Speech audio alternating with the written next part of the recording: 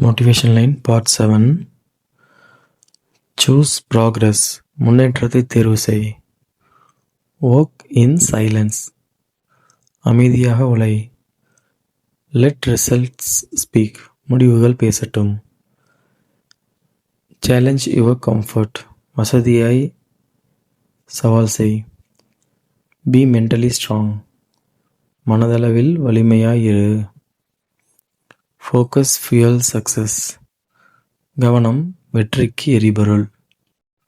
Train your mind. உன் மனதை பயிற்சி செய்.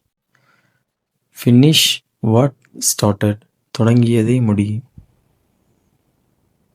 For more video, please subscribe.